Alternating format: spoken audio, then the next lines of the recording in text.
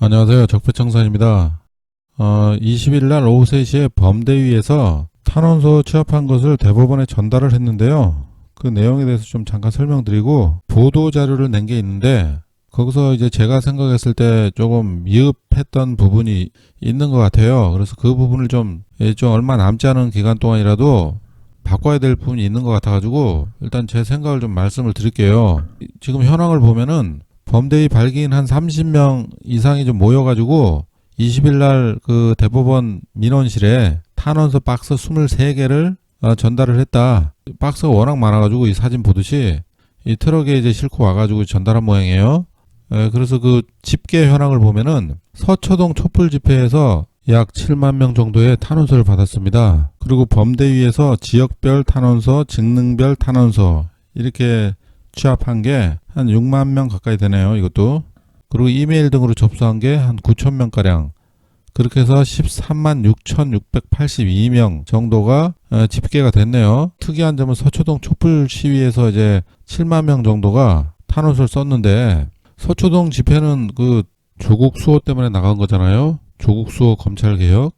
그래서 좀 제 생각과 반대 의견을 가지고 있으면서도 이재명을 지지하는 사람이 꽤 많구나. 이런 걸 좀 느낄 수가 있어요. 그 당시 이제 뭐 조국 가족의 그런 여러 가지 문제점, 거의 뭐 확실한 문제점이고 지금 기소가 돼가지고 구속까지 된 상황이고 이런 뭐 뻔히 보이는 도저히 뭐 고위공직자 집안으로서는 집안 자체가 가족들이 그런 여러 가지 그 사기라든가 그런 비리에 지금 연루가 돼 있는 상황에서 조국이라는 그 사람을 고위공직자에 앉힌다는 것은 정말 누가 보더라도 진영을 떠나서 누가 보더라도 그것은 인정을 하면 안 된다.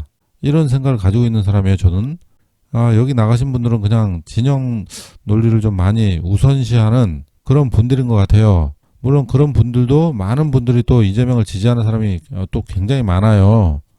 그런 부분은 이해는 하는데 그래도 좀 더 우리가 좀 객관적인 시각에서 정치인을 좀 바라봐야 되지 않을까 해서 탄원서가 서초동 쪽에서 많이 나왔지만은 그분들에게 좀 얘기를 좀 하고 싶습니다. 이런 얘기는. 그래서 좀 짧게 말씀드렸고요. 어쨌든 13만 6,682명이 전체 현황이다. 그리고 예상 질의응답이라는 게 있는데 이것은 그 보도자료에서 뿌려지는 내용이죠. 그 질문을 미리 이렇게 다 정해가지고 질문에 대한 답을 이렇게 해놓은 거예요.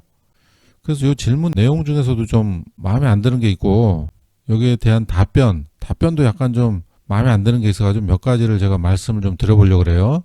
서명자 총 인원은 지금 말씀드렸듯이 그렇게 많이 이제 참석을 한 것이고, 그러니까 11월 들어서 매일같이 탄원이 몰려들었는데, 다양한 지역과 부문에서 진행되어서 하나의 자료를 정리하는 것도 어려울 정도였다.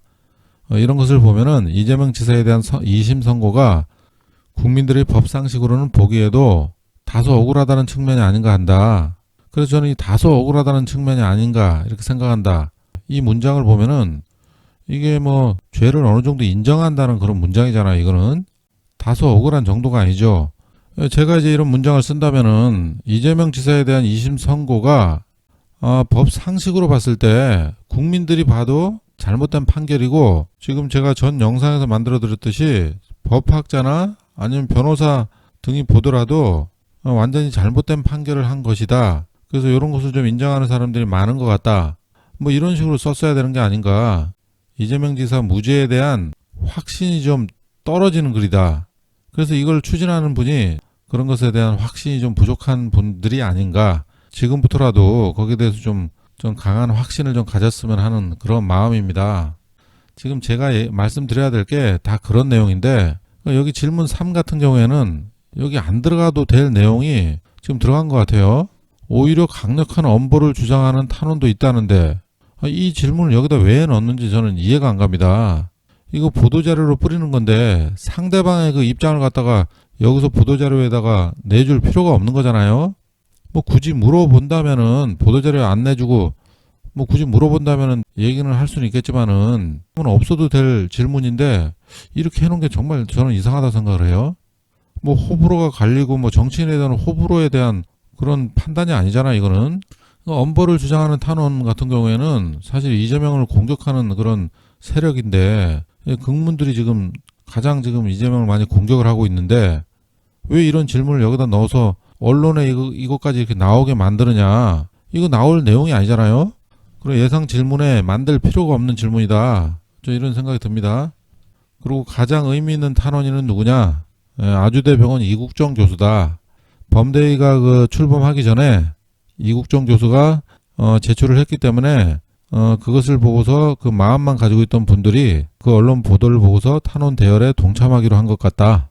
이런 얘기하고, 그리고 또 법륜 스님, 도법 스님, 자승 스님 이렇게 이분들이 또 제출하겠다는 연락도 받았고, 그리고 조계종 총무원장인 원행 스님 이분도 탄원에 동참해 주셨고, 그리고 경기도 단위에서는 7대 종단의 종교인들 역시 탄원에 동참해 주셨는데, 이런 분들의 탄원은 우리 사회에서 받아들이는 의미가 크다.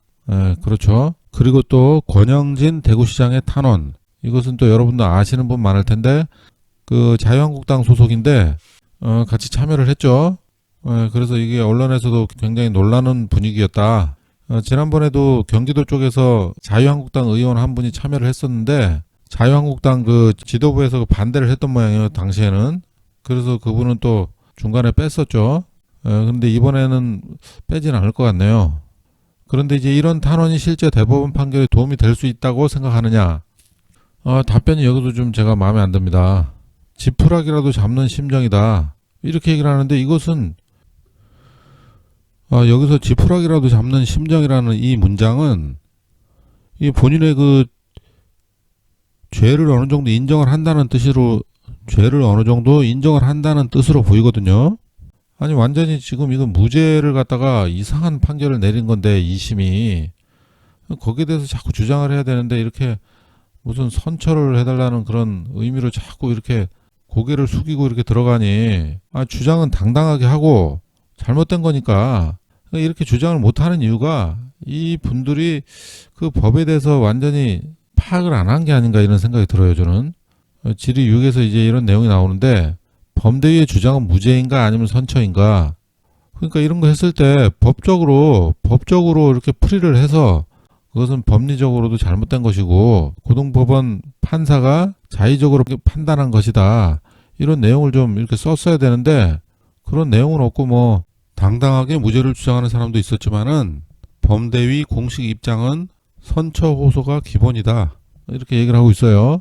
그래서 저는 선처 호소가 아니라 무죄를 주장을 해야 된다. 주장이 아니라 그 법적인 부분에 대해서 좀 세밀하게 좀 정리를 해서 이 주장을 해야 될 것 같습니다. 지금 이미 좀 늦었는데 앞으로 더 진행이 될 수 있기 때문에 그래도 지금이라도 이 방향을 조금 바꿔야 되지 않을까 이런 생각이 듭니다. 뭐 다른 부분들은 특별히 뭐 중요한 게 없습니다. 그리고 지금 11월 20일이기 때문에 지금 시기로 봤을 때 탄원 효력이 가능하려면 오늘 정도에 마감이 되어야 하지 않을까 예상을 해서 이렇게 집계를 해서 제출을 한 것이다. 이렇게 지금 얘기를 하고 있습니다.